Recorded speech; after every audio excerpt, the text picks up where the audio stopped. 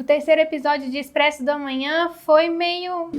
Foram muitos diálogos expositivos, parece que a história não caminhou muito. Nós vamos comentar aqui algumas questões que nos deixaram pensando. Conta pra gente o que você achou do episódio, aqui nos comentários. A história não caminhou muito porque eles estão num trem. Tum-dum.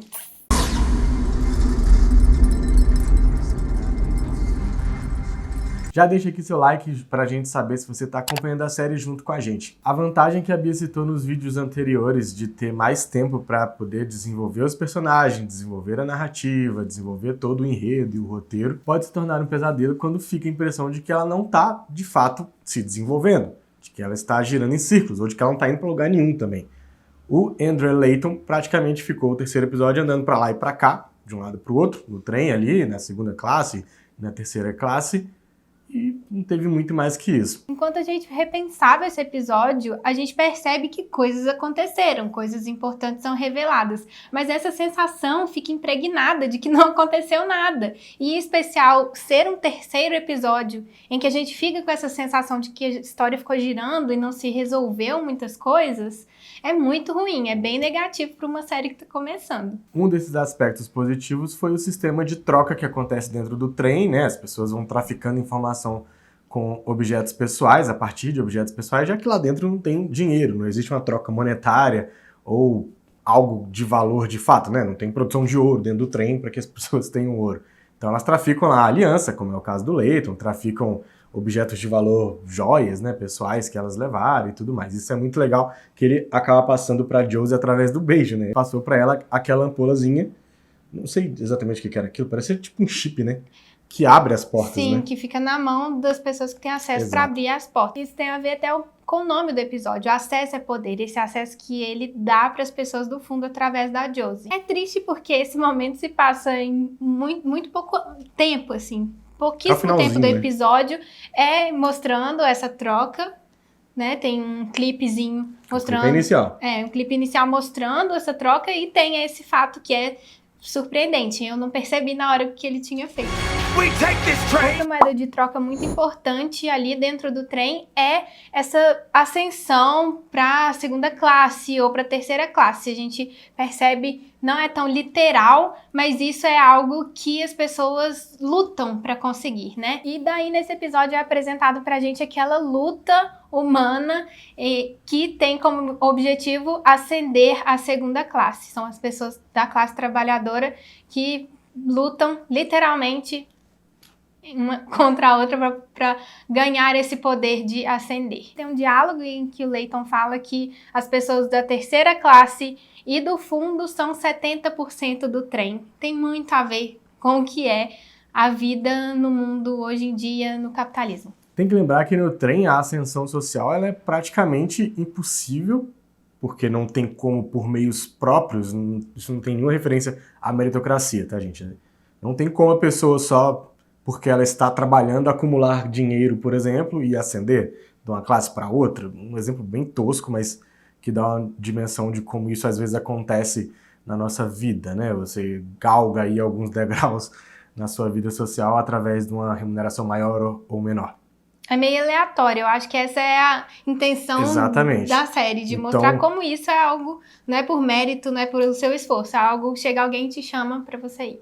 E não só isso, o que eu queria chegar era que a luta é o modo como as pessoas ricas continuam exercendo um poder absurdo sobre as vidas dessas pessoas da segunda, da terceira e do fundo, né? O fundo nem tanto porque eles nem se envolvem muito nisso, aparentemente, né? É mais para essas pessoas que estão nas classes, de fato. O fundo, eles são sub-humanos, eles são uma categoria à parte que sequer são contemplados com essa possibilidade. De vez em quando eles vão lá, fazem uma luta e o vencedor consegue ir para a segunda classe. Mas esse é o máximo de mobilidade, porque para essas pessoas ricas, a mobilidade social é um risco aos privilégios que elas têm, né? E isso é basicamente o que a gente vive. E muito mais do que o objetivo de trazer uma pessoa para a segunda classe, o objetivo é distrair as pessoas que estão preocupadas, incomodadas com a questão do segundo episódio, que houve um problema e que vão ter que racionar energia, água.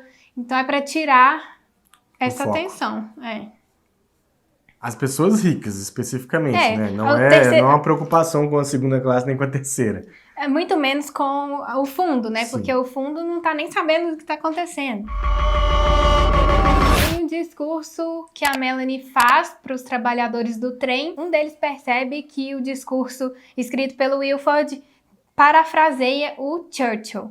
É muito curioso esse episódio ser lançado aqui no Brasil agora, depois do que rolou semana passada, de frases sendo atribuídas ao Churchill, que não eram deles, enfim. Vocês sabem do que eu tô falando? Coloca aí, editor. Isso me levou a pensar em uma possibilidade de que a série quer apontar realmente que tipo de regime eles estão criticando. Eu pensei nisso porque eu vi umas interpretações do filme falando que estava criticando o comunismo. E aí, assim, ligar esse governo do trem ao Churchill, para mim, é dizer que lado que eles estão, em que lado que eles estão. Então, pegar os valores do Churchill, o tipo de governo que ele fazia, as ideias que ele representava e difundia sem dó, e associar isso ao governo desse trem, para mim, é explicitar o tipo de governo que eles estão fazendo ali.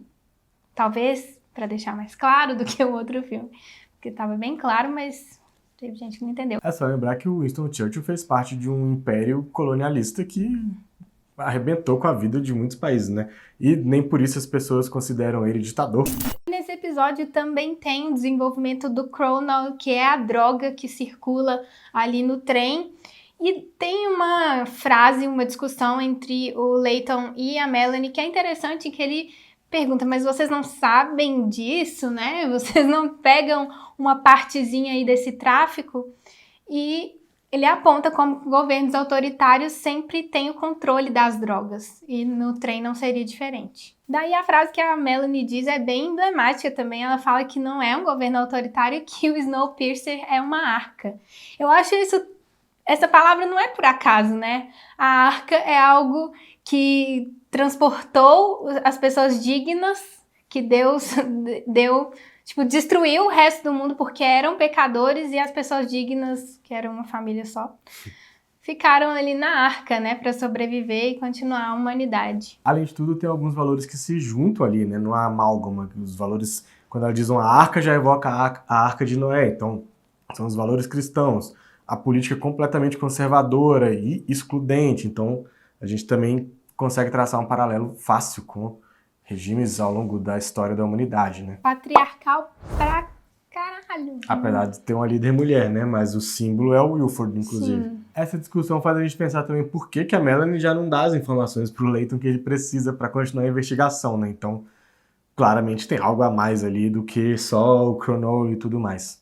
Ele mesmo reivindica isso, né? Fala, me dá logo, me fala. Aí ele resolve e vai pro fundo de uma vez, mas fica nessa murrinha. Teve uma hora que me bateu até uma dúvida se a Melanie realmente estava interpretando esse papel do Wilford quando o guarda diz que apertou a mão do Wilford 2 anos de tudo acontecer. Eu fiquei pensando, nossa, será que eu entendi errado?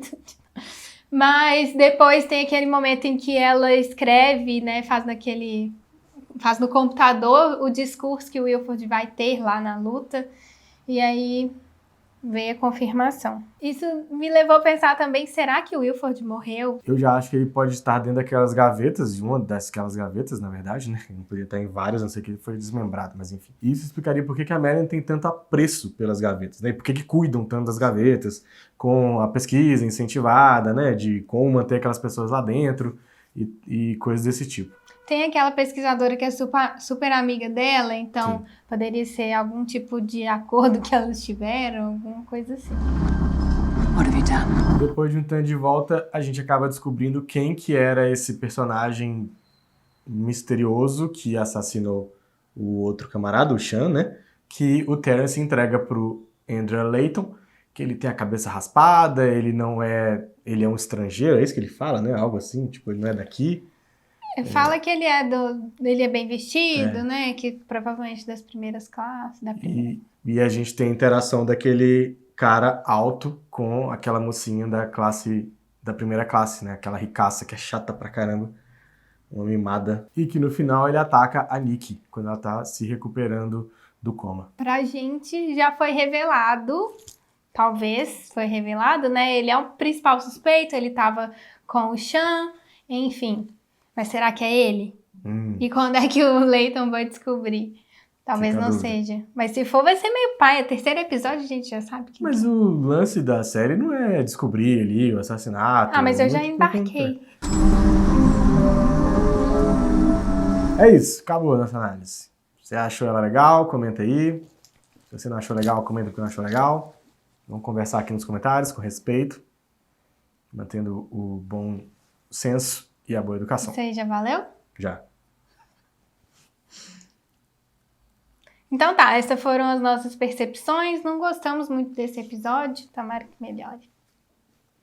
Então é isso. Tchau. Tchau. Até o próximo episódio.